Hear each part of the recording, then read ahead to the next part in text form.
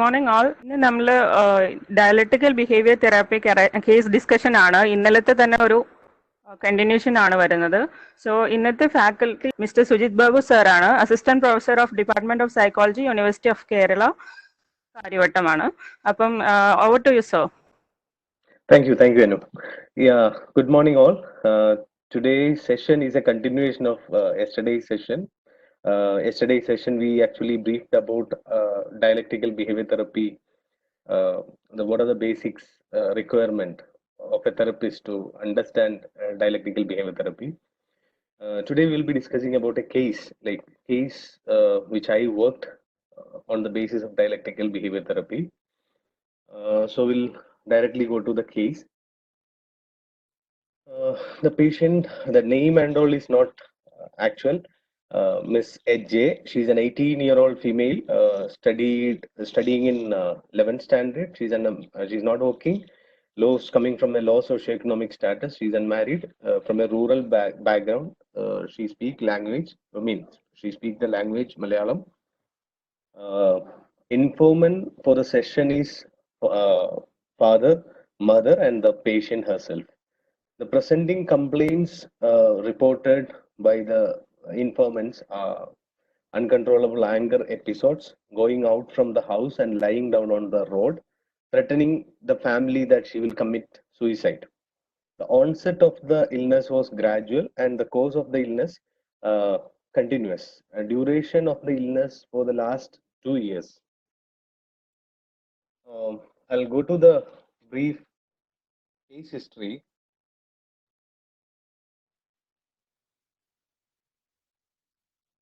The client was apparently well functioning till the age of 16. 1 year back, when the patient's brother had a bike accident and the patient wanted to go to the hospital, but due to the Sunday school class, she could not go. She asked permission from the teacher, but the teacher did not allow her to go to the hospital. Suddenly, she got uncontrollable anger and thrown all books, broken the window glass, screamed loudly, and beaten the priest, and she was verbally abusive to him. After 10 minutes, she became calm and they took her to the home. The priest suggested to her parents that she needed to consult a counselor for her difficulties. They consulted a local counselor and completed 3 sessions. After that, she refused to go for further sessions. Since the first episode onwards, parents noticed that she used to get anger on simple reasons and used to be very sensitive towards the comments made by others. She used to cry easily. Uh, the same like of episodes in school, in home happen. I think 2-3 episodes happen quite frequently. Uh, in response to that, she had a similar episode of anger. It will last for around 5-10 minutes. Then after that, she will be all right.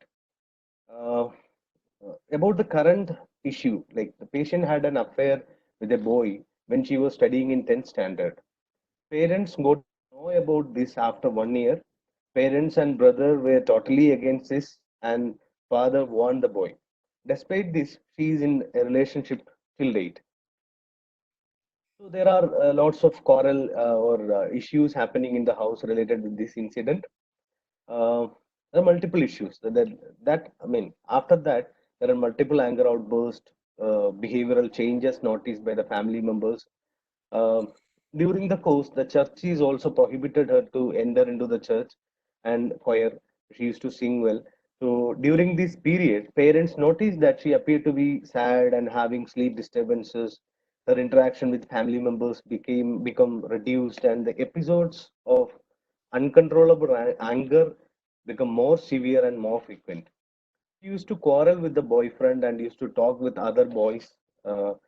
About the relationship issues, spending lots of time with talking friends. She would tell the parents that she would want to marry one boy, and after some time, she would tell the same thing about someone else. So parents have been planning to get her married to her first boyfriend when both of them will be majors because they are 16-year-old. So, but the behavior pattern is same. If any argument would happen, like there is nothing change in the symptom, but if any argument would happen, she would run away from house. would go and lie down on the road, would roll over there, remove her pants, and try to pull her hair with force. The family. So this is the usual episodes, and suicidal threat also used to happen. Yeah, the family took her to a local psychiatry hospital, and she was admitted there for 1 week and started with mood stabilizers. Later, the treatment team referred her to a clinical psychologist for further psychotherapeutic interventions. So, this is the history of presenting illness. So, the negative history, there is no history of physical or neurological illness that ruled out, no history of any severe psychotic symptoms, there is no history of mood disorder or anxiety disorder, and there is nil significant past history also reported. So, this is the genogram. Her father is 52-year-old. He's a daily wage worker, and mother is 47, and she's a housewife. And he has one elder brother. He's 23-year-old. He's also doing daily wage work. This is the family. So I'll detail about the family related informations. So paternal grandfather reported to be reported to have alcohol dependent syndrome, and he has some antisocial behavior, antisocial traits also they reported. Father's sister has a mental disorder, mental illness, but the details, diagnosis, and other information were not available. Father's young brother, he has, he's ADS, and alcohol dependence syndrome, and same antisocial behavior, antisocial traits also reported. Father's brother's daughter, paternal cousin, mental illness, that also details not available. She was also taking medication, not regular medication, but she consulted a psychiatrist and was on medication, and that's a case in a scenario. Mother's father, maternal grandfather, alcohol dependent syndrome and antisocial traits. Father has ADS, but for the last 2 months he was abstinent because of the daughter's issue. And antisocial traits also reported, but there is no significant police cases or issues. But frequent anger outburst, neighbors, quarrel with neighbors, all those things are happening. But there is no significant antisocial traits, but antisocial behaviors reported. And brother, alcohol harmful use, there is no personality traits like antisocial traits reported, but he has significant alcohol harmful use. This is the family history of the psychiatric history of the in the family. Father is a primary taker of the family. He's a auto driver. He's a daily wage worker. Brother is earning for the last 3 years, but he's not contributing to the family. Like, he's going for work because of the alcohol harmful use, and all. He's not contributing. He's always appeared to be. I mean, in the family, he's not very responsible. He's not involving in the family. So he always preferred to be with friends. So that is the scenario. Mother is quite submissive in nature. She is not a decision maker. The major decision maker is father, and the daughter sometimes, like, she has the role and she has the power. Sometimes she will lead the family. Lead the family in the sense, in terms of some decisions and all, she will persuade. So issues between father and patient's brother is quite prominent. Like, since brother brother's adolescent period itself, there are issues like the conflict, frequent fights used to happen. Father physically abusive towards mother. There are lots of incidents actually reported by the patient. There are lots of physical abuse towards the mother. Patient and brother not talking to each other for the last 8 years. So there is a role confusion or conflict between both the client and the brother. What happened that the brother was quite good in academics. He was doing everything till his 10th standard. So, but the thing is, the parents used to give more importance to the daughter. That's what the mother reported. So, because of there is a sibling rivalry kind of thing was there between both of them. Then financial difficulties is also there in the family. So, when we are moving to the personal history, behavior during childhood, she showed temper tantrums and demanding behavior, difficulty with brother. schooling at the age of 5, she started schooling. She was above average in scholastic performance and good in extracurricular activities, and she was good in music also. Sexual history, the level of knowledge about sex was adequate for her age. She reports history of sexual abuse at the age of 10 by a cousin sister. Uh, at the age of 12, there's a sexual abuse, cousin brother, and a neighbor. So that is something she reported significantly. Temperament, when we are considering her temperament, temperamentally she's a difficult child, demanding and tantrum behaviors from the childhood, sensitive to criticism but sociable. She used to enjoy watching television and listening to music and singing. So this is the personal history of the person. And the treatment team, the psychiatric hospital which she admitted, the treatment team diagnosed with emotionally unstable personality disorder, impulsive type. So same as like the borderline personality disorder. I mean, same. Borderline personality disorder DSM classification, and ICD, that borderline personality disorder is diagnosed as emotionally unstable personality. There are two types. One is impulsive type, and another one is borderline type. Here, they diagnose with emotionally unstable personality disorder, impulsive type. So once we got the diagnosis and once we got the history of the person and the diagnosis, this is therapist work. Actually, I did a kind of behavioral analysis. So behavioral analysis, Canfor and Saslow's behavioral analysis performa is there. So that I administered. So in that we found that the behavioral excesses are anger, argumentativeness, sensitivity to criticism, socially inappropriate behavior, that's screaming, rolling on the floor, going out, screaming, all those things. So behavioral deficit, lack of flexibility that we notice. Like, see, whenever she's saying something, she used to have the rigidity in thinking. She won't change her ideas or emotions. So there is a strong rigidity in her emotion. So decreased sleep also considered as a behavioral deficit. Behavioral assets, that is something positive in her. So interest in music, good in studies, motivated to change. During the session, she herself reported that she wanted to change. So that considered as a behavior assets. Then the antecedents, others' behavior that trigger. Most of the incidents, because this anger outburst, uncontrollable anger and all, mainly triggers other people's behavior. I mean, mainly because of other people's behavior or reaction. So minor criticism from others, demands not met. Like sometimes she wanted to talk to her boyfriend. Sometimes she wanted to go with him. Sometimes she wanted something. If that not met, she used to get angry easily. So through the interaction, understood that there are lots of negative cognitions in her. I have no control over my life. I don't have any control over my life. No one likes me. I decide to be. These are the core negative cognitions which we could elicit. So no one likes me. I decide to be punished. Parents are the cause of my behavior.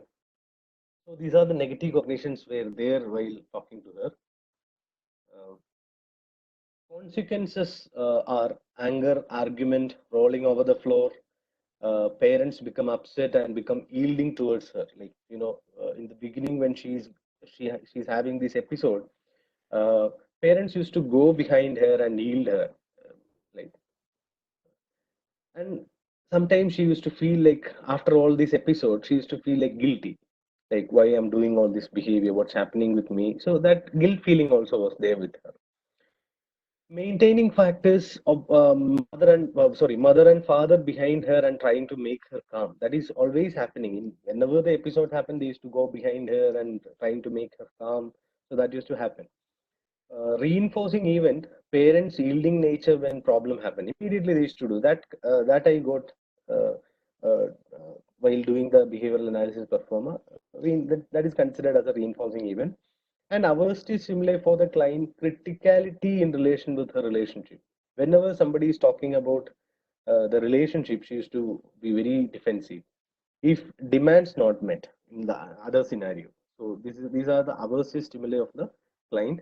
Then biological changes, hypothyroidism, that is quite significant in this case because hypothyroidism and emotionality has quite well connected.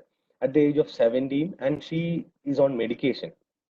And sociological changes, family has lots of issues because brother brother's responsibility. He has lots of, friends drinking. Alcohol, harmful use, not taking any responsibility. Father mother issue, father brother issue, and so all these, and with the client's issue, the other neighbors and the other social milieu is not very supportive. And actually, they are avoiding them, and they are somehow isolated in the village.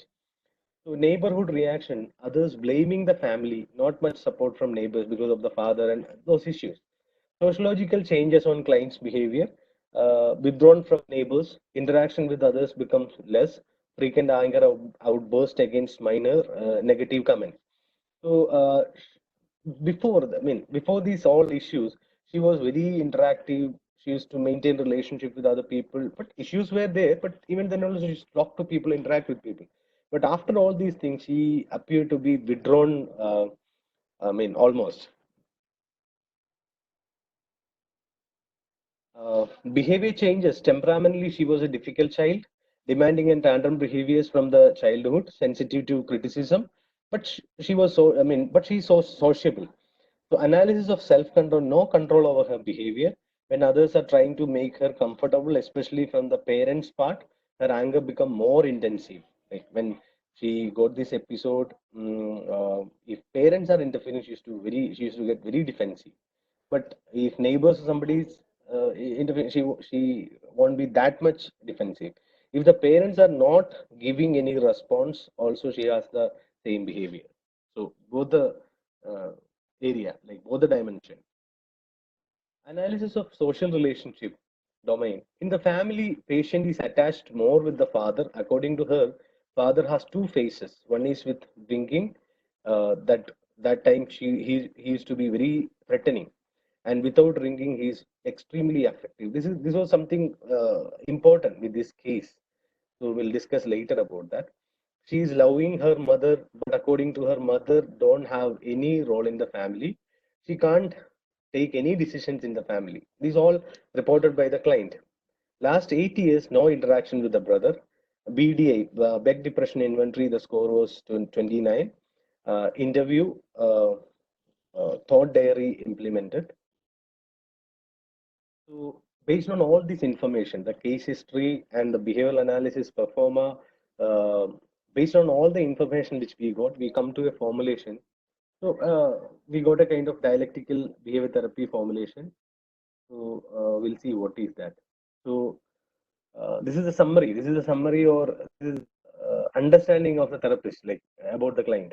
So, family disrupted attachment, that obviously there is no proper attachment. Even with the father she is quite attached, but at the same time there is no proper attachment. She reported that there are two phases of the father, one is threatening and one is affectionate. So that itself indicating that the attachment is quite disrupted. And relationship in the family environment, inconsistent parenting was there because mother's submissiveness, father's inconsistency. It's like there are lots of inconsistencies in the parenting, lack of care from them, family, mother, and brother. So there is no consistency. They are caring, but that is not appropriately. That is not appropriate. And ostracized family environment. There are lots of the family is considered to be very ostracized. They're separated or isolated. So that is the nature of the family. Um, the temperament. Temperamentally, she was. These are biological factors. The other thing is social, family factors or the environment. So, temperament, difficult child, high rejection sensitivity, tantrum behavior. So, then the biological factors, family history of substance dependence. There is a strong family history which we can see in the family history. There is a strong family history of substance dependence, antisocial traits, antisocial behaviors, etc., and even mental illnesses and hypothyroidism with the client. So, so we can see that as per the dialectical behavior therapy formulation, we can see that the family or the environmental factors, biological factors, will see what is happening. So, childhood experiences is also play a crucial role. So, based on that, she developed a kind of negative cognitions like I am vulnerable, everybody should like, accept, and care me. I can't be independent. Parents are the cause of my behavior. These are the very strong cognitions which I could elicit during the assessment. Yeah, I'm vulnerable. So I'm vulnerable. I think all of you understood. Like I'm vulnerable. I'm easily affected kind of a person. I'm emotional. So that is her understanding about accept and care me. Always she has that tendency, like everybody in acknowledgement from others. She's having that thirst to get that acknowledgement from other people. I can't be independent. Like I can't be independent. I need some support always, emotional support always. Most probably, okay, we'll see. Like most probably that maybe because of because of that she's connecting with people, especially these boyfriends and all issues. Like she can't be independent. That support she needed. So parents are the cause of my behavior. Why I am behaving this is because of the family. That is her one other cognition. So critical incident, like few incident happen, church, church, that Sunday school incident, school affair. These all incident happen during this period of time. So that lead to automatic thought. I have no control over my life. I am unlikable. I deserve to be punished, and because I deserve to be punished, at the same time, parents also need to be punished because why I am having these issues because of my parents. So that is her thing. So anger that lead to anger, depression, helplessness. So these all lead to behavior instability. Interpersonal behavior instability means she's losing control, the dissociation, going episode, rolling over, all those things are behavior instabilities. Anger, outburst, all those things. Interpersonal instability, she's not able to maintain a proper relationship with people, always shifting relationship. There is no strong, proper, appropriate relationship with people. Like there are lots of shift in that. So self instability, because in that she doesn't know like how to at that emptiness, she doesn't know how to handle. She's always feel dependent. All those things are self instability. Then the cognitive instability, the thinking process, and this is the formulation. This is the DBT formulation of this particular case, and we'll see what is the therapy. Uh, the goals of the therapy was insight facilitation. Yeah, once I got the formulation, I tried to discuss about my understanding about the client with the person, with the client. Then the anger management, because there are lots of immediate episodes were happening during the consultation period of time. Lots of, that episodes. So anger management was my another priority. Interpersonal skills, how to handle relationship, how to define relationship, even with the family members, the boyfriend issue, all those stuff. So emotion regulation skill, these all DBT skill module, like interpersonal skills, emotion regulation, core mindfulness training that we discussed yesterday. So enhancing distress tolerance skill. So these are the interpersonal skills, emotion regulation skill, enhancing distress tolerance. All those things are pure DBT work. Um, Family intervention that I planned, actually, family intervention in the context of dysfunctional family system, that was quite prominent with this case. It's not not only a case for dialectical behavior therapy. In addition to that, I planned about family intervention in the context of a dysfunctional family system. This way the goal I established. So number of sessions, around 17 sessions I completed with this particular client. The session 1 to 4, I'm just summarizing what all things happened in the session. So session 1 to 4, the first session to the fourth session, uh, actually this case referred by another therapist. So intake by another therapist, and the information which I got from the therapist, and based on that I reviewed the case history. Focus on rapport establishment. Beginning, usually usually in personality disorders, rapport is something very, very important. Otherwise, the follow-up, dropout will be quite common in personality disorder. So, focus on rapport establishment. Patient appeared very cooperative and gave adequate information. She was actually in a need. Like in the first session itself, she disclosed herself that she wanted to change, she wanted to control her emotionality. She was quite insightful in the sense, I mean, based on her this thing, she wanted to change. That was the main thing which I noticed with this client. Then history clarification, corroborated the separate session with father and mother, conducted separate session for both the parents.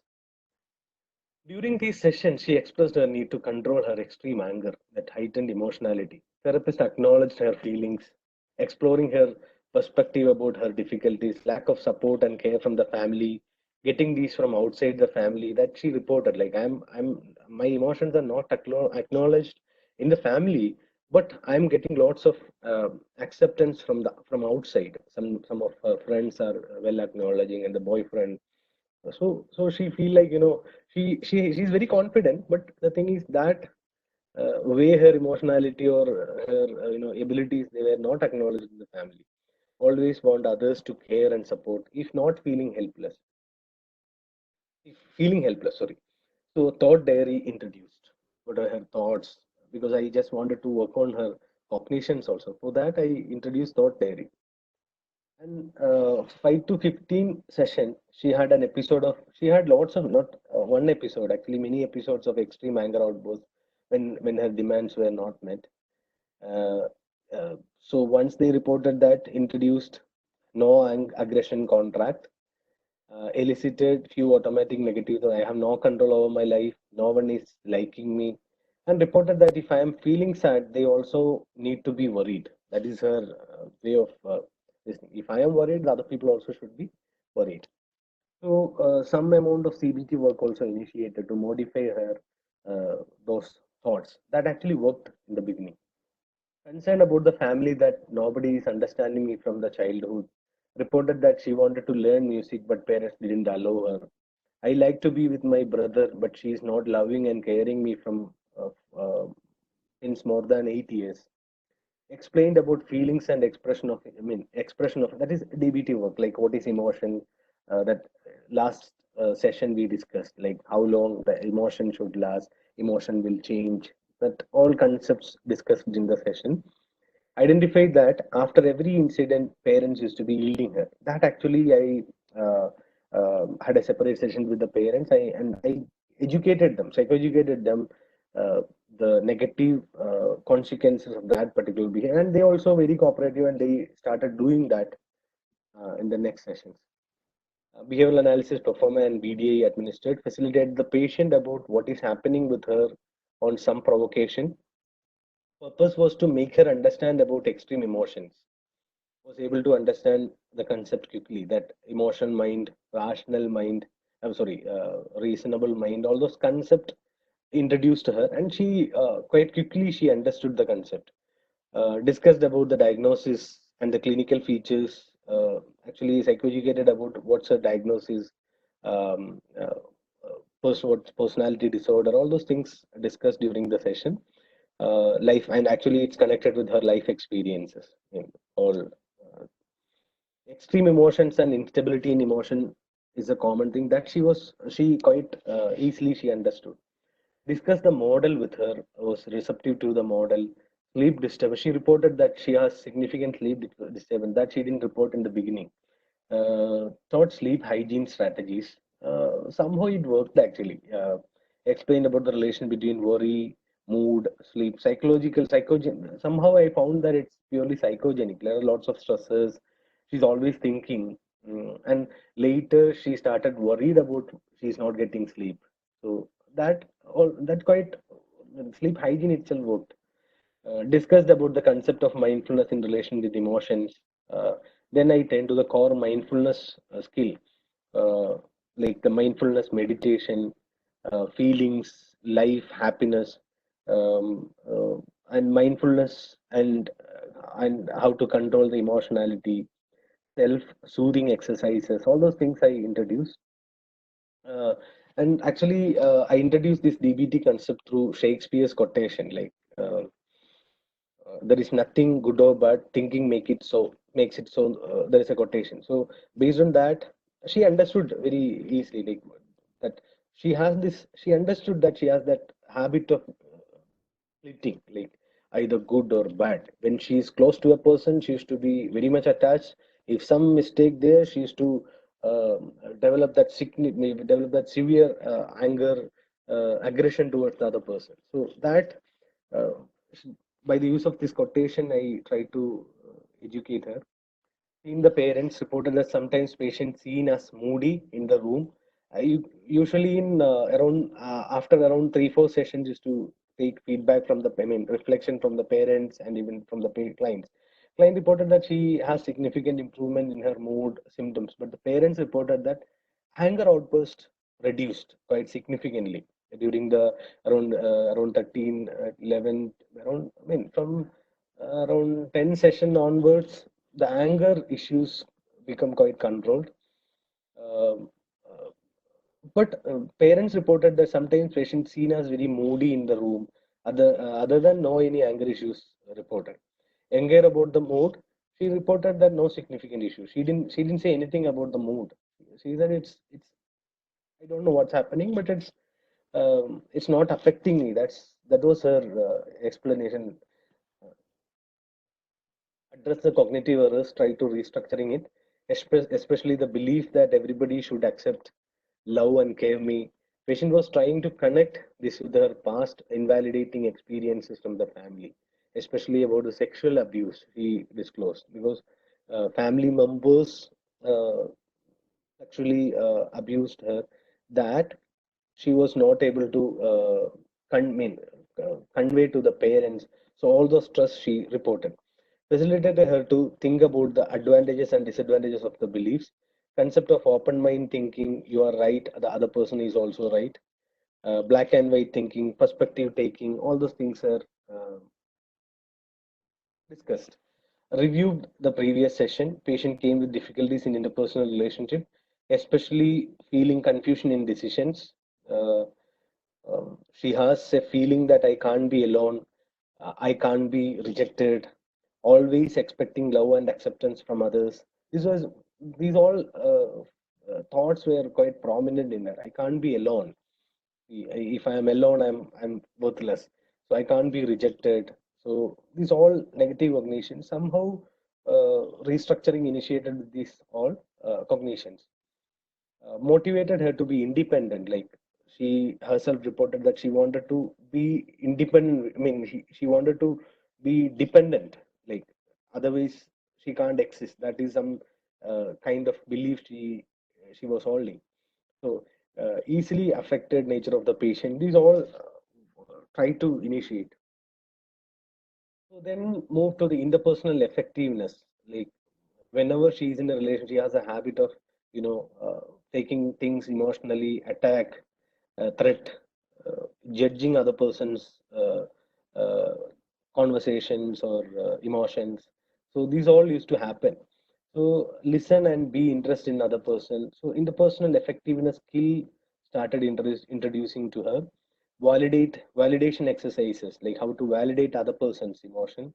Opposite to emotion action, especially in relation with the anger, do something nice rather than attacking. Empathy and sympathy, like just introduce that, whenever she feels angry or self-harm or other uh, self-harm, there is no flashing wrist or something. She used to bang her head, that I didn't mention. So something nice rather than attacking. Empathy, sympathy, all those concepts discussed. Be mindful of positive experience and negative experiences. Session 17, review the previous session.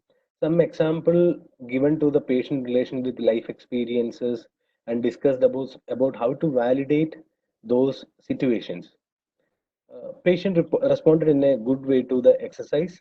Uh, Reported that she was upset because she contacted her boyfriend and sudden urge to marry him soon. So actually, till the seventh session, things were running smoothly. There is no what happened that after 16th session, the boyfriend contacted her. So what happened that immediately, she got that urge to marry him. So that is one this thing incident. So he's asking about discussed about the pros and cons of the issue. That actually facilitated. The therapist didn't give anything. Actually, just facilitated. What are the advantages of thinking about this? What are the disadvantages of thinking? So that facilitation. Okay, and then facilitate her to prioritize her concern, what she wanted exactly. So she was very confused actually. All her needs were very vague and confused. She doesn't know which one she wanted to choose, whether marriage, relationship, studies, music. So there are lots of needs, but she's very confused what to do, what to prioritize. So facilitator had to prioritize her concern, what she wanted exactly. At the same time, she wanted to, the family harmony also she wanted to. So during the session, facilitator had to prioritize what she exactly wanted. So discussed about the state of mind, concept of wise mind, and at previous session we discussed about that emotional mind and wise mind. So she realized that she is using a lots of emotional mind activation. So instead of that, increase the voice mind activity, all those things initiated. Restarted the cognitive restructuring, mm, concept of mindfulness and demonstrated mindfulness meditation. And she informed the patient to practice mindfulness meditation every day, at least one time. So, so these were the work done for the therapy. 17th session, immediately there was a pause or sudden stopping happened.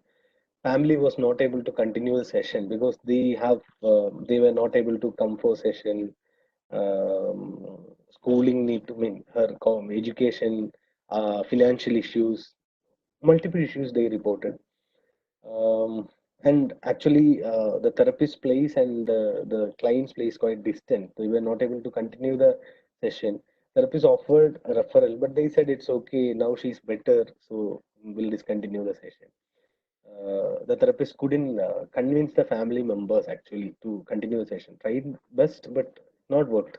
Family said that somehow she is fine now, and but the therapy was not complete actually from the therapist point of view. Improvement in some symptoms, especially the anger outburst, that emotionality and all, significantly improved. But it's not the complete session. She was actually further sessions was needed with her, but it's not happened. So 17th session, somehow the therapy terminated. So these were the sessions. Sorry, these are the session summary, like the therapy session summary. What are the goals achieved with this therapy? Insight about the patient's difficulties. Somehow, uh, actually, one session, that insight facilitation session, patient reported this is the first time I learned what is happening in me. That was something, that is one main goal achieved. That she understood her emotionally unstable personality. What is her emotionally unstable? I mean, what is her emotional instability? What is her personality? How that developed. So insight facilitation was something very uh, helpful. I mean, helpful to the client. So that goal achieved with the therapy. During 2 weeks period of time, only one anger episode, and able to manage situation during the period of time. So during the session time, uh, there is no anger outburst. Like that was something, because the client was quite adapting to the therapy, adapting to the DBT. That's what the symptoms were not reported. And she was motivated also. That is something very important. Was able to understand, prioritize a relationship in some extent, not completely, but uh, in the beginning of the session, she actually, there is no other options. The relationship, what she wanted that should happen. Mm, Apart from that, there is nothing. So uh, she was not able to prioritize the relationship. So that was happened. Somehow, uh, uh, around come at the end of the session, she became like come to a kind of there are other options also. That could happen with the person. So increase distress tolerance skill to some extent. These are the goal achieved, but the family sessions and we planned were not happened. So reflections, the therapist side, fluctuating nature of the symptoms. That was quite prominent with this patient. Fluctuating nature. Its symptoms were not, what to say, consistent. It was very fluctuating. Family involvement was quite difficult to handle because family has lots of other issues and uncontrolled. I mean, those issues were not with the not manageable actually. Financial issues, brothers issue, and there are lots of other issues that the therapist couldn't address. And the ostracized family, the social situation, sudden blockage of the therapy in a progression of patient's difficulties, that is something very important, because the patient was improving, then suddenly there is a blockage. So difficulty of the therapist to manage the external factors, financial, father's alcoholism, sudden decision from the family side to discontinue the session. These were the reflections of the therapist. So this is about a case of dialectical behavior therapy. This is basically a classical case of emotionally unstable personality disorder. This is the DBT therapy work um, uh, for an emotionally unstable personality disorder, borderline personality disorder. So in this therapy, we can see that there is, when we learned about dialectical behavior, there is an order like each skill. But when we are addressing, when we are doing therapy sessions, we may not be able to follow like one at a time. Sometimes CBT work will come between when we are introducing mindfulness skill. Maybe in the session, sometimes we may need to work on the interpersonal effectiveness skills. We may not be able to focus on one by one work. So that's the thing. But almost all the interpersonal effectiveness skill, core mindfulness training, that everything need to be included. And we all know that DBT is an extension of CBT. CBT plus uh, dialectical, like mindfulness and other mindfulness based approaches.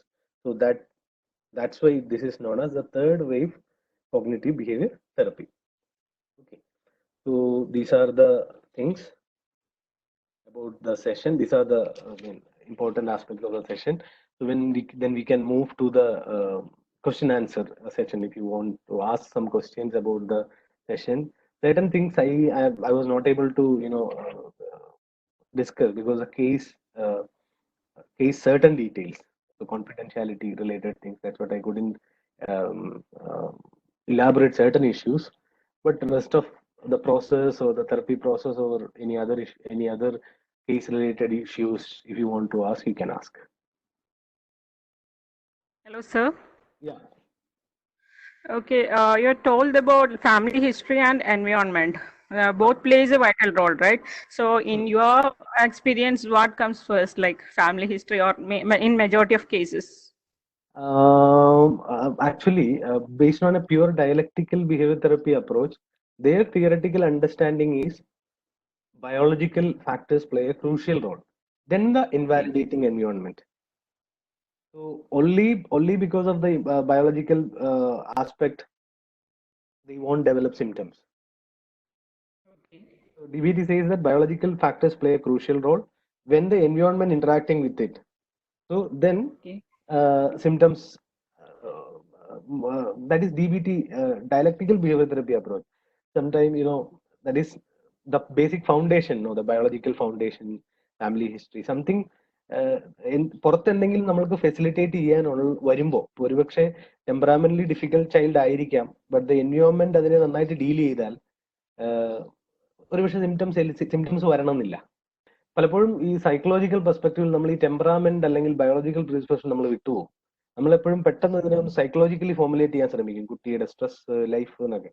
പക്ഷെ പലപ്പോഴും നമുക്ക് ഇത്തരം അവിടെയാണ് ഈ ടെമ്പറാമെന്റ് എന്ന് പറഞ്ഞ കൺസെപ്റ്റിന് വലിയൊരു പ്രാധാന്യമുണ്ട്. പ്രത്യേകിച്ച് ഈ പേരന്റിങ്ങിലും ഒക്കെ ശ്രദ്ധിക്കുമ്പോൾ ഒരു കൊച്ചു കുട്ടി ജനിച്ചു വീഴുമ്പോൾ തന്നെ ഒരു കുട്ടിക്ക് ഒരു ടെമ്പറാമെന്റ് ഉണ്ടാവും, ഒരു ബയോളജിക്കൽ ടെമ്പറാമെന്റ് ഉണ്ടാവും. അത് നമുക്കറിയാം. ചില കുട്ടികളെ നമ്മൾ ഡീൽ ചെയ്യുമ്പോൾ ചില അമ്മമാരൊക്കെ പറയുമല്ലോ, ഒരു മൂത്ത കുട്ടി രണ്ടാമത്തെ കുട്ടിയായിട്ട് കമ്പയർ ചെയ്ത് പറയുമ്പോൾ ഇളയ കുട്ടിയാണെങ്കിൽ അവന് ജനിച്ചപ്പോഴേ അവൻ കറക്റ്റ് സമയത്ത് കിടന്ന് ഉറങ്ങും, വല്ലതും ഭക്ഷണം കൊടുത്താൽ അവൻ കഴിച്ചോളും. അപ്പൊ അതിനർത്ഥം ആ കുട്ടിയുടെ ടെമ്പറാമെന്റ് ഒരു ഈസി ടെമ്പറാമെന്റ് ഉള്ള കുട്ടിയാണെന്നായിരിക്കും. പക്ഷെ മറ്റേ ആളുണ്ട്, ബഹളം, ഉറക്കത്തില്ല, ഭയങ്കര അവൻ ഉറങ്ങുകയില്ല, എപ്പോഴും കരച്ചില്, ബഹളം, ആരുടെ അടുത്ത് പോകത്തില്ല, ഇങ്ങനെയൊക്കെയുള്ള അതൊരു ഡിഫിക്കൽട്ട് ടെമ്പറാമെന്റ് 3 തരത്തിൽ പറയും. Easy temperament, difficult temperament, temperamentally easy child, difficult child, slow to warm up child, അങ്ങനെ 3 രീതിയിൽ പറയും. അപ്പൊ ഈ 3 ടെമ്പറാമെന്റും 3 ടൈപ്പ് ഓഫ് പേരന്റിങ് ആയിരിക്കും നമുക്ക് വേണ്ടത്. ഇപ്പൊ ഈസി ടെമ്പറാമെന്റ് ഉള്ള മൂത്ത കുട്ടിയെ വളർത്തി അതേ രീതിയിൽ നമ്മൾ ഡിഫിക്കൽട്ട് ടെമ്പറാമെന്റ് ഉള്ള ആളെ വളർത്തിയാൽ പലപ്പോഴും ബുദ്ധിമുട്ടുണ്ടാവും. അപ്പൊ ഈ കേസിൽ നമുക്ക് നോക്കുമ്പോൾ അറിയാം, ആൾക്ക് ഒരു ഡിഫിക്കൽട്ട് ടെമ്പറാമെന്റ് ആണ്, ഭയങ്കര ഒരു നല്ല ഡിഫിക്കൽട്ട് ടെമ്പറാമെന്റ് ഉള്ള ആളാണ്.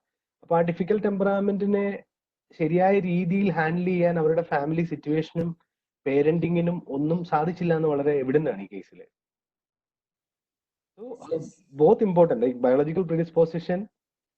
പക്ഷെ ആ ബയോളജിക്കൽ പ്രിഡിസ്പോസിഷനെ നല്ല രീതിയിൽ ചില കേസുകളിൽ, ഇപ്പം സ്കിസോഫ്രേനിയ പോലുള്ള കണ്ടീഷൻസിലൊക്കെ വരുമ്പോൾ biological factors play a crucial role. ഇപ്പം ജെനറ്റിക്സ് ഭയങ്കര പ്രോമിനന്റ് ആണ് ഇപ്പം. പക്ഷേ ഇതൊരു പേഴ്സണാലിറ്റി ഡിസോർഡർ ആവുമ്പോൾ അത്രയും ഈ ബയോളജിക്കൽ പ്രിഡിസ്പോസിഷൻ ഉണ്ടെങ്കിലും എൻവയോൺമെന്റിന് കുറെ ഹെൽപ്പ് ചെയ്യാൻ പറ്റിയല്ല, അല്ലാതെ സൈക്കോളജിക്കൽ മേക്കപ്പിന് അതീതമായിട്ട് ഫാമിലി എൻവയോൺമെന്റിനും സോഷ്യൽ എൻവയോൺമെന്റിനും അത് അഡ്രസ് ചെയ്യാൻ പറ്റിയാൽ നന്നായിട്ട് മെയിൻറ്റെയിൻ ചെയ്യാൻ പറ്റും. And one more thing is that pleasure trips to amusement parks. I read pleasure trip to amusement park is another technique or therapy you can do. So what is your opinion about that? Actually that's a behavior activation, activation procedure actually. നമുക്ക് ഈ എന്താ പറയുക, that's good actually. നമ്മൾ ഈ പ്രത്യേകിച്ച് ഈ emptiness പോലുള്ള feelings ഈ ബോർഡർലൈൻ പേഴ്സണാലിറ്റീസ് വളരെ കോമൺ ആണ്. ഭയങ്കര പെട്ടെന്ന് ചുമ്മാ ഒരു എംറ്റിനെസ് തോന്നുക, ശൂന്യത, അല്ലെങ്കിൽ എന്ത് ചെയ്യണം, അങ്ങനെയുള്ള കൺഫ്യൂഷൻ. അപ്പൊ ഈ ഒരു ഘട്ടങ്ങളിൽ നമ്മുടെ ബിഹേവിയറിനെ ആക്ടിവേറ്റ് ചെയ്യാൻ പറ്റുന്ന ഏത് ആക്ടിവിറ്റീസും വളരെ ഹെൽപ്ഫുൾ ആണ്. Okay, so one person is asking your email ID. You told yesterday that email ID you will be providing. Yeah, I can. I'll type or I'll say. Okay, I'll say PSY, psychology starting now. PSY. Okay. Dot Sujith, SUJITH @gmail.com. Psychology.sujith. No, not psychology. PSY. Psychology illa. PSY. Psy. PSY. Yeah. Dot Sujith, SUJITH @gmail.com. Okay.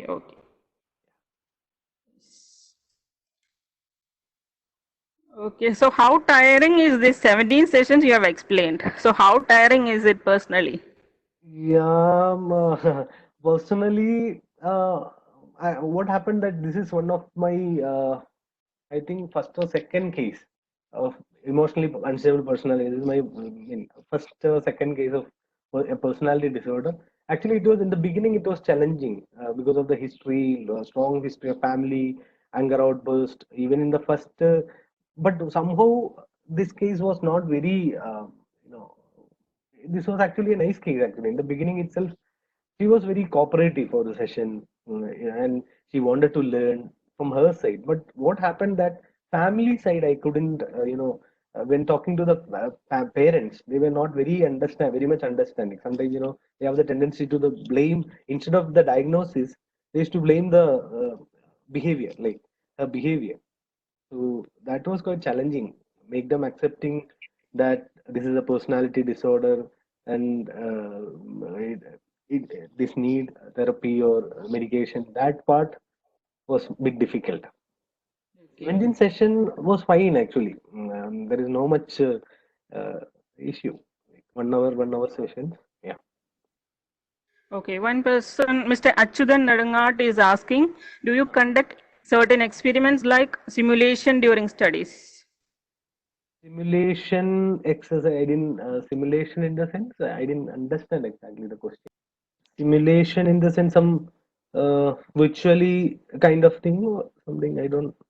Yeah, and one more question, Ms. Mary Ann Sebastian is asking, can we change a child from difficult temperament to easy temperament? No. The temperament we can't change. It's because that is purely biological. We can't change, but we can actually, if you are understanding the temperament. For simple example, if an ADHD child with difficult temperament, so we can't change the temperament, but we can actually, facilitate the temperament. For example, ADHD, difficult.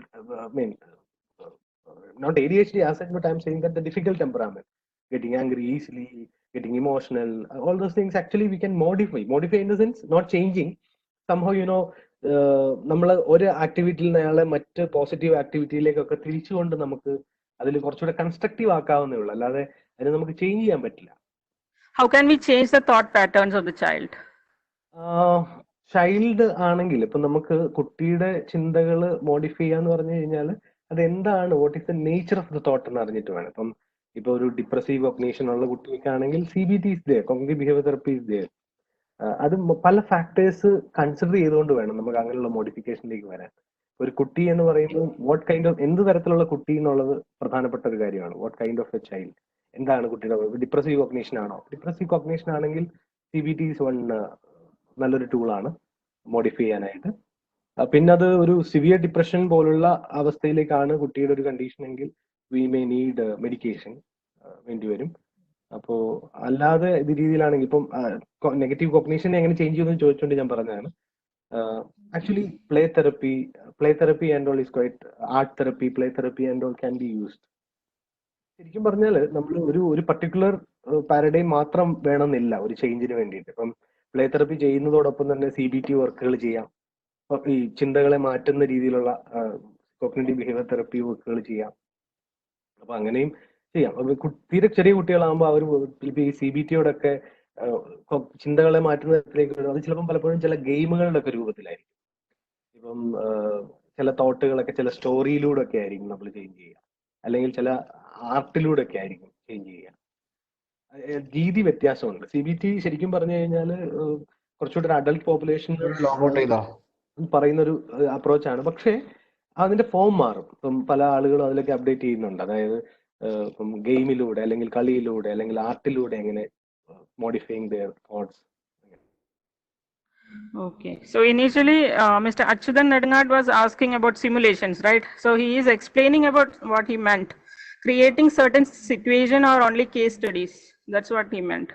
Okay ചെയ്യാം. നമുക്ക് ഇപ്പം അങ്ങനെയുള്ള ചില scenarios നമുക്ക് ചെയ്യാം. പ്രത്യേകിച്ച് DBTയിൽ ഇപ്പം simulation പോലുള്ള കാര്യങ്ങൾ ഞാൻ വിചാരിച്ചു കുറച്ചുകൂടെ ഈ ടെക്നോളജിക്കലി ആയിട്ടുള്ള സിമുലേഷൻസ് ആണെന്ന് വിചാരിച്ചു. അതുകൊണ്ടാണ്. അപ്പം ഈവൻ നമ്മുടെ റോൾ പ്ലേസ് ഒക്കെ ചെയ്യുമല്ലോ, നമ്മൾ റോൾ റിവേഴ്സൽ പോലുള്ള കാര്യങ്ങൾ ചെയ്യുന്നതും ശരിക്കും ഒരു സിമുലേഷൻ എക്സസൈസ് തന്നെയാണല്ലോ. നമ്മളിപ്പം ക്ലയന്റിന്റെ റോള് തെറപ്പിസ്റ്റിന്റെ റോള് ക്ലയന്റിന് വന്നുകൊണ്ട് ഒരു സിനാരിയോ കൊടുത്തിട്ട് അതിൽ ഒരു സെഷൻ, അത് CBTയുടെ ഒരു അപ്രോച്ചാണ്. ഈ റോൾ പ്ലേ എന്ന് പറയുന്ന ഒരു ടെക്നിക്കാണ്. Okay. So Sharanya V is asking, can you explain the anger management techniques used? It's already explained. Okay. Basically there are lots of behavioral techniques are there, but anger management, there is no like specific tip for managing anger. Actually anger is very individualized kind of thing. Like I mean ഒരു 4 പേർക്ക് ദേഷ്യമുള്ള ആളുകളാണെങ്കിൽ 4 പേരുടെ ദേഷ്യത്തിനും 4 കാരണങ്ങളായിരിക്കും. ഒരു കാരണമായിരിക്കില്ല ഒരാളുടെ പെട്ടെന്നുള്ള ദേഷ്യത്തിന് കാരണം. പക്ഷെ നമ്മൾ സാധാരണ ചില ബിഹേവിയറൽ ടെക്നിക്സ് എന്നുള്ള രീതിയിൽ നമ്മൾ ചില കാര്യങ്ങൾ പറയും, ടേക്ക് എ ഡീപ് ബ്രെത്ത്, അങ്ങനെയുള്ള കുറച്ച് അത് ഒരു കോമൺ ബിഹേവിയറൽ ടെക്നിക്സ് എന്ന് മാത്രമേ പറയാൻ പറ്റുള്ളൂ. നമുക്ക് ഇപ്പം ദേഷ്യം വരുമ്പോൾ നമ്മൾ ഡീപ് ബ്രീത്ത് ചെയ്യുക, അല്ലെങ്കിൽ എന്താ പറയാ 100 ബാക്കിൽ കൗണ്ട് ചെയ്യുക എന്നൊക്കെ പറയുന്നത് ജസ്റ്റ് ഒരു ബിഹേവിയറൽ ഡിസ്ട്രാക്ഷൻ ടെക്നിക്സ് മാത്രമാണ്. അപ്പൊ അതിനപ്പുറത്തേക്ക് ദേഷ്യത്തിന്റെ കാരണമുണ്ടോ ഓരോ ആളുകൾക്ക്? മിക്കവാറും നമ്മുടെയൊക്കെ ദേഷ്യത്തിന്റെ കാരണം എന്ന് പറയുന്നത് നമ്മുടെ ഒരു ഹൈപ്പോത്തസിസ് പറയും, ഫ്രസ്ട്രേഷൻ അഗ്രഷൻ ഹൈപ്പോത്തസിസ് എന്ന് പറയും. ഒരാൾക്ക് ദേഷ്യം വരുന്നത് അയാളുടെ ഫ്രസ്ട്രേഷൻ കൊണ്ടാണെന്നാണ് പറയുന്നത്. നമുക്ക് എന്തോ ഫ്രസ്ട്രേഷൻ ഉള്ളത് കൊണ്ടാണ് നമുക്ക് ദേഷ്യം പെട്ടെന്ന് വരുന്നത്, അല്ലെങ്കിൽ നമുക്ക് ദേഷ്യം വരേണ്ട കാര്യമില്ല. അപ്പൊ എന്ന് പറഞ്ഞതുപോലെ പല ആളുകൾക്കും ദേഷ്യത്തിന് കാരണങ്ങളുണ്ടാവും. അപ്പൊ ആ കാരണത്തെ കണ്ട് മനസ്സിലാക്കിക്കൊണ്ടുള്ള അപ്രോച്ചുകളാണ് പൊതുവെ ഇൻഡിവിജ്വൽ സൈക്കോതെറാപ്പിയിലൊക്കെ ചെയ്യുക. പിന്നെ നമ്മൾ ഈ കോമൺ ടിപ്സ് എന്നൊക്കെ പറഞ്ഞിട്ടാണ് ഈ പറഞ്ഞ ബ്രീത്ത് ചെയ്യുക, അല്ലെങ്കിൽ ഡിസ്ട്രാക്ട് ചെയ്യുക, പാട്ട് കേൾക്കുക, എന്താ പറയുക, ദേഷ്യം തോന്നുന്ന സമയത്ത് നമ്മൾ അത് നറേറ്റ് ചെയ്യുക, അല്ലെ എഴുതി വെക്കുക എന്നൊക്കെ നമ്മൾ പറയാറുണ്ടല്ലോ. അപ്പം അല്ലാതെ ഒരു കോമൺ അങ്ങനെ കോമൺ ടിപ്സ് ആയിട്ട് നമുക്ക് പറയാൻ പറ്റുള്ളൂ. അല്ലാതെ ഒക്കെ വളരെ ഇൻഡിവിജ്വലൈസ്ഡ് ആയിരിക്കും ഓരോ ആൾക്കും. ചില ആളുകൾ ഇപ്പം ഒരു സിമ്പിൾ ആയിട്ട് ഉദാഹരണം പറഞ്ഞു കഴിഞ്ഞാൽ, ഒരു വ്യക്തിക്ക് ദേഷ്യം വരുന്നതിന്റെ ഒരു കാരണമായിട്ട് ആള് പറയുന്നത് അയാളുടെ മനസ്സിൽ എപ്പോഴും ഒരു ഫീലിംഗ് ഉണ്ട്, ഞാൻ വളരെ ഇൻവാലിഡേറ്റഡ് ആണ്, എന്നെ ആരും മനസ്സിലാക്കുന്നില്ല എന്നൊരു ഫീല് മനസ്സിൽ കിടക്കുക. അപ്പം wherever this person is interacting, person is to first ഇന്ററാക്ഷനിൽ തന്നെ ആദ്യം വരുന്നത് എന്നെ ആരും മനസ്സിലാക്കുന്നില്ല എന്നുള്ളൊരു ഫീൽ ആയിരിക്കും. Nobody is understanding me. അത് പെട്ടെന്നായിരിക്കും, അതായിരിക്കും ഫസ്റ്റ് ട്രിഗർ ചെയ്യുന്നത്. If that is triggering first, the next reaction will be anger. കാര്യങ്ങളെ ഡിഫെൻസീവ് കാണുള്ളൂ. അപ്പൊ അയാളുടെ തോട്ടിലായിരിക്കും നമ്മൾ വർക്ക് ചെയ്യേണ്ടി വരിക, അയാളുടെ ചിന്താ രീതിയിലായിരിക്കും നമ്മൾ വർക്ക് ചെയ്യേണ്ടി വരിക. So Mariana is asking, is laziness a behavior pattern and inherited? ഇതൊരു ഒരു ശരിക്കും പറഞ്ഞ ഒരു നേച്ചർ നർച്ചർ കോൺട്രവേഴ്സി പറയുന്നത് പോലെ തന്നെയാണ്. നമുക്ക് ഒരു ബിഹേവിയറും 100% ബയോളജിക്കൽ അല്ലെങ്കിൽ ഒരു 100% എൻവയോൺമെന്റൽ ആണെന്ന് പറയാൻ പറ്റില്ല. അതുപോലെ തന്നെ ഒരു ഇതാണ് ലേസിനെസ് എന്ന് ഞാൻ മനസ്സിലാക്കുന്നത്. കുറച്ച് നമുക്ക് ചില നേച്ചർ ഉണ്ടാവും, നമ്മുടെ ഒരു ബയോളജിക്കൽ നേച്ചർ ഉണ്ടാവും, പ്ലസ് നമ്മളുടെ ചില ചിന്താ രീതികളും നമ്മുടെ ചില എക്സ്പീരിയൻസസും ഇതിലൂടെ ഒക്കെ വരുന്ന അതിനൊരു എത്ര ശതമാനം നേച്ചർ ഉണ്ട് എത്ര ശതമാനം നർച്ചർ ഉണ്ടെന്ന് ചോദിച്ചാൽ ഇറ്റ്സ് ഡിഫിക്കൽട്ട്. കുറെയൊക്കെ ഈ ലേസിനെസ് വരുന്നത് പല കാരണങ്ങൾ കൊണ്ട് വരും. ഇതിനൊന്നും ഒരു സിംഗിൾ ആൻസർ അല്ല. ഇപ്പം ഈ ചില ക്ലയൻസ് നമ്മളെ അടുത്ത് വരുമ്പോൾ നമ്മൾ കാണുന്ന ഒരു കാര്യമാണ്, വളരെ പെർഫെക്ഷനിസ്റ്റ് ആയിട്ടുള്ള ചില ക്ലയൻസ് പെട്ടെന്ന് ലേസി ആവുന്നു. അതായത് ഇപ്പം 10th-ലും 12th-ലും ഒക്കെ വളരെ 100% 90+% വാങ്ങിച്ച് വളരെ പെർഫെക്റ്റ് എല്ലാ കാര്യത്തിലും അടുക്കും ചിട്ടയിലും വന്നിട്ട് ഒരു പർട്ടിക്കുലർ സ്ട്രീമിൽ പെട്ടെന്ന് ഒരു കോഴ്സിലേക്ക് ഭയങ്കര ലേസി ആവും എന്ന് പറയുന്ന ചില കേസുകൾ വരാറുണ്ട്. അപ്പൊ അതിന്റെ പിന്നിലെ ഒരു കാരണം ചില കേസിൽ മനസ്സിലാക്കുന്നത് ഹൈ പെർഫെക്ഷനിസം ലേസിനെസ്സിലേക്ക് പോകാന്ന് പറ്റും. വളരെ കോൺട്രഡിക്റ്റ് ആയിട്ട് നമുക്ക് തോന്നും, ഹൈ പെർഫെക്ഷനിസം ഉള്ള ആളെങ്ങനെ ലേസി ആവുന്നത്? അപ്പം സംഭവം എന്താണെന്ന് വെച്ചാൽ ഈ ഹൈ പെർഫെക്ഷനിസം ചില സാഹചര്യങ്ങളിൽ വർക്ക് ചെയ്യാൻ പറ്റാതെ വരുമ്പോൾ ലീഡ്സ് ടു അവോയ്ഡ്, മാറ്റി വെക്കും. അത് ഒരു ലേസിനെസ് ആയി മാറും. അപ്പം ഈ ഞാൻ പറഞ്ഞത് ക്ലിയർ ആയെന്ന് വിചാരിക്കുന്നു. കാരണം ലേസിനെസ്സും അത് ഒരു ഇൻഹെറിറ്റഡ് എന്ന് പറയാൻ ഞാൻ പറഞ്ഞു 100% നമുക്ക് പറയാൻ പറ്റില്ല. കുറേയൊക്കെ ബയോളജിക്കൽ നേച്ചർ ഉണ്ടാവാം. ചിലപ്പോൾ നമ്മുടെ പേരൻസോ അല്ലെങ്കിൽ നമ്മുടെ ആൻസെസ്റ്റേഴ്സിന്റെ ഒക്കെ ചില രീതികൾ നമ്മളുടെ ഉള്ളിലും വരാം. ദർ ഇസ് നോ എന്താ പറയുക ഇത്ര പെർസെൻറ്റേജ് ഇതാണ് ഇത്ര നമുക്ക് കോൺട്രിബ്യൂട്ട് ചെയ്യാൻ പറ്റില്ല. ചില ഒരു സൈക്കോളജിസ്റ്റിന്റെ പെർസ്പെക്റ്റീവിൽ നോക്കുമ്പോൾ ഞാൻ മനസ്സിലാക്കുന്നത് ചില ട്രെയ്റ്റ്സ് ഉണ്ടോ, നമുക്ക് ചില ട്രെയ്റ്റ്സ് ഉണ്ട്. നമ്മുടെ ഓരോ പ്രോബ്ലത്തിന്റെ പിന്നിലും ഓരോ വ്യക്തിക്കും പല കാരണങ്ങളുണ്ടാവും. ഇപ്പൊ എല്ലാവർക്കും സിമിലർ ആവണമെന്നില്ല. ഇപ്പം ഞാൻ പറഞ്ഞു പെർഫെക്ഷനിസം ലീഡിങ് ടു ലേസിനെസ്. ഒരു ചില ക്ലയൻസ് കുട്ടികൾ നല്ല ഹൈ അച്ചീവേഴ്സ് വരാറുണ്ട്, നല്ല ഹൈ അച്ചീവർ ആണ്, പക്ഷെ ഇപ്പം ഭയങ്കര ലേസി ആവുന്നു. എന്താ ഹൈ പെർഫെക്ഷനിസം ഒരു കാര്യം ചെയ്യുമ്പോൾ 100% പെർഫെക്റ്റ് ആയാലേ അവർക്ക് ചെയ്യാൻ പറ്റുന്നുള്ളൂ. അപ്പൊ അങ്ങനെ വരുമ്പോൾ അത് അവോയ്ഡ് ചെയ്ത് അതൊരു ലേസിനെസ്സിൽ വരുന്ന ചില കേസ്. ചിലര് ജനറൽ ഒരു സ്ലഗിഷ്നെസ്സും അവരുടെ ഇന്റലക്ച്വൽ കപ്പാസിറ്റിയുടെ ചില പ്രശ്നങ്ങൾ കൊണ്ടും ലേസി ആവുന്നവരുണ്ട്. ഇപ്പൊ നമുക്ക് കുറച്ച് ഐക്യൂനൊക്കെ ഇച്ചിരി ഇഷ്യൂ ഉണ്ട്, അതുണ്ട്. പിന്നെ ചില ആള് ADHD ട്രേറ്റ് ഉള്ള ആളുകൾ, ADHD ഇൻ ദ സെൻസ് ഈ ഇൻഅറ്റൻഷൻ ഇഷ്യൂസ് ഭയങ്കര കൂടുതലായിട്ടുള്ള ആള്, ശ്രദ്ധിക്കാൻ പറ്റുന്നില്ല. അങ്ങനെയുള്ള അപ്പൊ ഓരോ ആളുകൾക്ക് ഓരോ റീസൺ ആയിരിക്കും ഉള്ളത്. Okay, so Anjali is asking, how can we deal an introvert child? Okay, introvert ചൈൽഡിനെ നമ്മള് ഇൻട്രോവേർട്ട് ചൈൽഡ് എന്ന് ഉദ്ദേശിക്കുന്നത് ഒരു slow to warm up child ആണോ, അതോ ഒരു ജനറൽ ഉൾവലിവുള്ള ഒരു കുട്ടി എന്ന് പറയുമ്പോൾ ഇത്രയേ ഉള്ളൂ. അതൊരു പത്തോളജിക്കൽ ആണെങ്കിൽ മാത്രം നമ്മൾ ഇന്റർവ്യൂ ചെയ്താൽ മതി. ഒരാൾ കുറച്ചൊരു ഇൻട്രോവേർട്ട് ആണെന്ന് പറഞ്ഞാൽ ദർ ഈസ് നത്തിങ്, അതിനകത്തൊരു പ്രശ്നമില്ല. പക്ഷേ അതൊരു പത്തോളജിക്കൽ ലെവലിലേക്ക് പോകുന്നുണ്ടോ? ഇപ്പം ഉദാഹരണത്തിന് ഇൻട്രോവേർട്ട് ആണ്, ഒറ്റയ്ക്ക് ഇരിക്കുന്നു, ഭയങ്കര ഇൻഫീരിയോറിറ്റി ഫീലിങ്സ് ഉണ്ട്, ക്രൈയിങ് സ്പെൽസ് ഉണ്ട്, ആളുകളെ എന്താ പറയാ അഭിമുഖീകരിക്കാൻ ഒട്ടും പറ്റുന്നില്ല, അതൊരു എന്താ പറയുന്നത് സ്കൂളിലും ടീച്ചേഴ്സ് മൊത്തത്തിൽ അത് നോട്ടീസ് ചെയ്യപ്പെടുന്നു, എന്താ പറയാ അത് അവനെയും അത് അഫക്ട് ചെയ്ത് തുടങ്ങുന്ന ഒരു സമയം ഉണ്ടെങ്കിൽ മാത്രം നമ്മൾ അത് അഡ്രസ് ചെയ്താൽ മതി. അപ്പം പ്രധാനമായിട്ട് നമ്മൾ പറയുന്നതാണ് ഗ്രാജുവലി സിസ്റ്റമാറ്റിക് ആയിട്ട് നമ്മൾ എക്സ്പോഷർ കൊടുക്കുക. അതൊരിക്കലും ഒരു ഫോഴ്സ്ഫുള്ളി ആവാൻ പാടില്ല. ഇപ്പം ഇൻട്രോവേർഷൻ, പക്ഷെ അത് introversion itself is not a problem, അതൊരു പ്രശ്നമേ അല്ല. പക്ഷെ അത് ഏതെങ്കിലും രീതിയിൽ അഫക്ട് ചെയ്യുന്നുണ്ടെങ്കിൽ, ഇപ്പം കുട്ടിയുടെ പേരൻസിനെ അല്ല, കുട്ടിക്ക് ഏതെങ്കിലും രീതിയിൽ അതുകൊണ്ട് പ്രശ്നങ്ങൾ ഉള്ളതായിട്ട് തോന്നുന്നുണ്ടെങ്കിൽ അല്ലെങ്കിൽ ആ രീതിയിൽ കാണുന്നുണ്ടെങ്കിൽ ഇന്റർവെയിൻ ചെയ്യണം. അത് ഇതാണ് ഒരു സിസ്റ്റമാറ്റിക് എക്സ്പോഷർ ആണ് സാധാരണ, അല്ലാതെ ഒരു സ്പെസിഫിക് തെറപ്പി ഫോർ ഇൻട്രോവേർഷൻ ഇല്ല. അതൊരു പത്തോളജിക്കൽ രീതിയിൽ വരുന്നുണ്ട് എങ്കിൽ സിസ്റ്റമാറ്റിക് ആയിട്ട് എക്സ്പോഷർ കൊടുത്ത് റീഇൻഫോഴ്സ് ചെയ്ത് കൊണ്ടുവരിക. ബിഹേവിയറൽ ടെക്നിക്സ് ആയിരിക്കും കുട്ടികളിൽ ഏറ്റവും എഫക്റ്റീവ് ആവുക. നമ്മൾ പറയുന്ന ടിപ്പിക്കൽ റീഇൻഫോഴ്സ്മെന്റ് പാരഡൈം ഉപയോഗിക്കുക എന്നുള്ളതാണ്.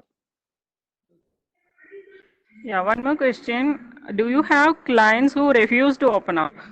What are the reasons why people don't open up? What are the strategies? ഇപ്പോ ഇപ്പം എല്ലാ ക്ലയൻസും ഒന്ന് ഒരു സൈക്കോളജിക്കൽ ഇന്റർവെൻഷൻ വർക്ക് ചെയ്യണമെങ്കിൽ ക്ലയൻസ് നമ്മളുടെ അടുത്ത് വന്ന് ഓപ്പൺ അപ്പ് ചെയ്താലേ തീർച്ചയായിട്ടും തെറപ്പി വർക്ക് ചെയ്യുള്ളൂ. പക്ഷെ എല്ലാ ക്ലയൻസും ഫസ്റ്റ് വന്ന് തെറപ്പിസ്റ്റിനോട് എല്ലാ കാര്യങ്ങളും വളരെ ഓപ്പൺ അപ്പ് ആയി റിസപ്റ്റീവായി എല്ലാം ചെയ്ത് പോകണമെന്നില്ല. പക്ഷേ ചില കേസുകളിൽ ഇപ്പം എൻ്റെ ഒരു എക്സ്പീരിയൻസിൽ ഞാൻ പറയുകയാണെങ്കിൽ, ചില ക്ലയൻസ് വരുമ്പോൾ ഞാൻ ചില ഇമ്മീഡിയറ്റ് ആയിട്ട് ഞാൻ ഒരു കോൺവെർസേഷനിലേക്ക് പോകുന്നതിന് പകരം ഇനിഷ്യലി ചില ടെസ്റ്റുകളിലേക്ക് പോകും. ചില സൈക്കോമെട്രിക് ഇവാലുവേഷൻസ് ഉണ്ട്, ചില ടെസ്റ്റുകൾ ചെയ്യും. അപ്പം അത് ഞാൻ ചെയ്യാറ് സാധാരണ വലിയ കോംപ്ലിക്കേറ്റഡ് ആയിട്ടുള്ള ടെസ്റ്റുകൾ, കോംപ്ലിക്കേറ്റഡ് എന്ന് പറഞ്ഞാൽ കുറേ ടൈം എടുത്ത് ചെയ്യുന്ന ടെസ്റ്റുകളിലേക്ക് പോവാതെ വളരെ ഈസി ആയിട്ട് ചെയ്യുന്ന ഞാൻ ചെയ്യാറുണ്ട് ഡ്രോയെ പേഴ്സൺ ടെസ്റ്റ് എന്ന് പറഞ്ഞൊരു ടെസ്റ്റ് ഉണ്ട്. അപ്പം ആവശ്യമുണ്ട് ചില ക്ലയൻസ് ഓപ്പൺ അത് ഞാനൊരു അസസ്മെന്റ് ടൂൾ എന്നതിലുപരി എനിക്ക് ക്ലയന്റിലേക്ക് ചെല്ലാൻ പറ്റുന്ന ഒരു ടൂൾ എന്ന നിലയ്ക്ക് ഉപയോഗിക്കാറുണ്ട്. ഇപ്പം ഒരു ഡ്രോയെ പേഴ്സൺ ടെസ്റ്റ് ചെയ്തു, just talking to the client. അതുപോലെ തന്നെ തീമാറ്റിക് പെർസെപ്ഷൻ ടെസ്റ്റ് എന്ന് പറഞ്ഞൊരു ടെസ്റ്റ് ഉണ്ട്.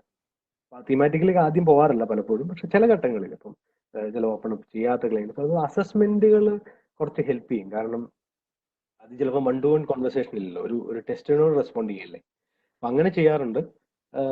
പിന്നെ നമ്മൾ ചെയ്യുന്ന ഒരു സ്ട്രാറ്റജി, നമുക്ക് നല്ല രീതിയിൽ ഒരു എംപതി അല്ലെങ്കിൽ അൺകണ്ടീഷണൽ പോസിറ്റീവ് റിഗാർഡ് ഉണ്ടെങ്കിൽ ഗ്രാജുവലി ചിലപ്പം ഇനിഷ്യൽ സെഷനിലൊന്നും ഒട്ടും ഓപ്പൺ അപ്പ് ചെയ്യണമെന്നില്ല. ചില കേസുകളിൽ ഞാൻ ചെയ്യാറുണ്ട്. അതായത് ക്ലയന്റ് വന്നിട്ട് ഒട്ടും ഓപ്പൺ അപ്പ് ചെയ്യുന്നില്ലെങ്കിൽ നമ്മൾ ഒരിക്കലും അവരെ എന്താ പറയുക, അവര് പറയണം നിർബന്ധിക്കാൻ പാടില്ല. Just talk to them. ചിലപ്പം ചില വിഷയങ്ങൾ സംസാരിക്കാൻ പറ്റുന്നില്ലെങ്കിൽ കോമൺ അവർക്ക് കംഫർട്ടബിൾ ആയിട്ടുള്ള ടോപ്പിക് കാര്യങ്ങളിലേക്ക് നമുക്ക് ഗ്രാജുവലി സംസാരിച്ച് വരാം. അതിനകത്ത് ഒരിക്കലും നമ്മളൊരു ക്രിട്ടിസൈസ് ചെയ്യേണ്ടതില്ല. അങ്ങനെ അണ്ടർസ്റ്റാൻഡ് ചെയ്ത് മുന്നോട്ട് വരുമ്പോൾ ഗ്രാജുവലി ഞാൻ കാണുന്ന ഒരു കാര്യം, ചിലപ്പം ഫസ്റ്റ് സെഷനിൽ ഓപ്പൺ അപ്പ് ആയില്ലെങ്കിൽ തേർഡ് സെഷനിലോ ഫോർത്ത് സെഷനിലെങ്കിലും കാര്യങ്ങളിലേക്ക് വരാറുണ്ട്. Okay. So Achyutan is again asking about one last question. Are you interested in getting case histories? അത് ഇപ്പോഴും കേസ് ഹിസ്റ്ററി നമ്മൾ വിചാരിക്കുന്ന നമ്മുടെ തെറപ്പിയേക്കാളും important, case history is more important than the therapeutic intervention എന്ന് വിശ്വസിക്കുന്ന ആളാണ് പേഴ്സണലി ഐ ആം. അപ്പം കാരണം നമുക്ക് നല്ല രീതിയിൽ ക്ലയന്റിനെ മനസ്സിലായാൽ therapy will be easy. Okay, so we'll be winding up for today. Thank you everyone. Thank you all the attendees. Thank you sir, and we'll be winding up. Yeah. Thank you.